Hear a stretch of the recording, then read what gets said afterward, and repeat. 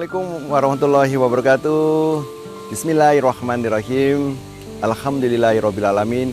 Wassalatu wassalamu ala asrofil anbiya wal mursalin wa ala alihi washabbihi ajmain. Amma ba'du.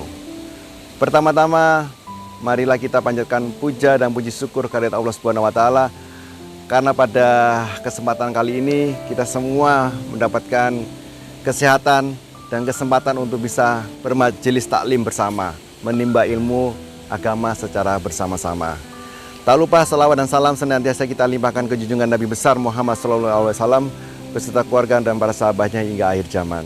Bapak Ibu yang dirahmati Allah Subhanahu wa taala, pada kesempatan kali ini seperti biasa Abi masih dalam suasana di alam yang bebas seperti ini, dan Abi akan membawakan atau menceritakan edukasi series tentang penyimbangan waris yang ada di Indonesia. Sekarang sudah memasuki penyimbangan waris yang ke-8 ya Bapak Ibu. Yang ke-8 apa Abi? Yang ke-8 adalah membagi waris secara hukum adat.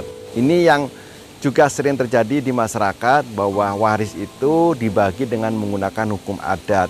Padahal hukum adat ini banyak sekali berada di negara Indonesia kita seperti ini. Ada beberapa hukum adat yang sudah sangat familiar di Indonesia. Misalnya ada hukum adat yang bersifat patrilineal, yang bersifat matrilineal, dan yang bersifat bilateral. Laki-laki dan perempuan sama saja, menganut ke garis bapak, menganut ke garis ibu, dan itu semua ada di beberapa kepulauan di Indonesia. Jadi untuk kali ini kita membahas tentang membagi waris menggunakan hukum adat yang dulu terjadi sebelum perintah ini diturunkan melalui ayat suci Al-Quran. Di zaman Rasulullah dulu, di zaman jahiliyah itu ada beberapa hukum adat yang sangat bertentangan dengan faraid ini. Yang pertama adalah bahwa yang namanya anak perempuan tidak mendapatkan hak.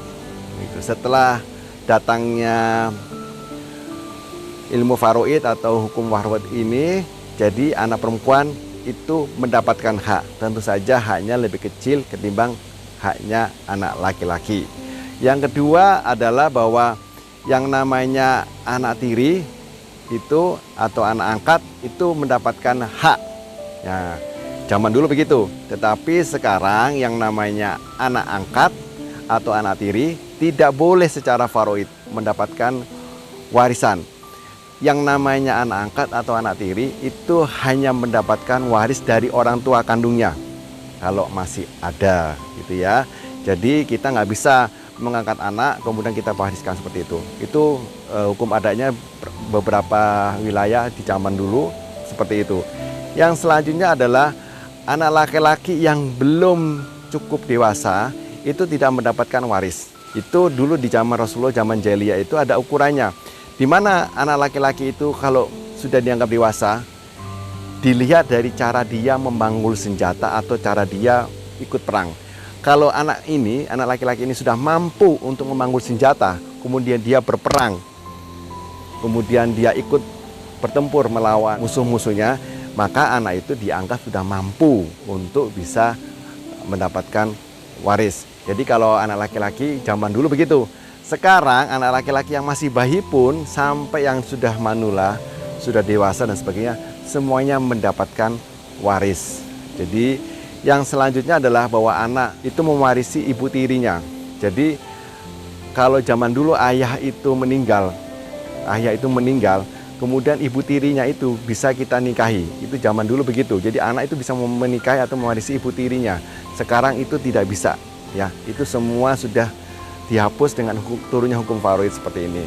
Jadi sekali lagi Abi sampaikan kepada Bapak Ibu sekalian, ini adalah beberapa penyimpangan, dan penyimpangan ini cukup bisa membuat kita jadi paham ternyata kalau kita menggunakan hukum adat, baik hukum adat lokal maupun hukum adat yang zaman dulu di zaman jahiliyah Rasulullah itu semuanya bertentangan dengan syariat Islam. Jadi yang pertama, anak perempuan tidak mendapat waris, sekarang sudah bisa, bagiannya separuh. Anak laki-laki yang belum memanggul senjata tidak mendapat waris, sekarang sudah bisa dengan hukum waris faraid.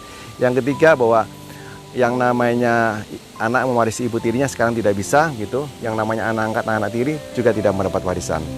Kalau dulu boleh zamannya hukum adat itu. Oke, itu aja yang bisa disampaikan kepada Bapak Ibu sekalian. Semoga ini bermanfaat. Sampai ketemu lagi di lain kesempatan. Assalamualaikum warahmatullahi wabarakatuh.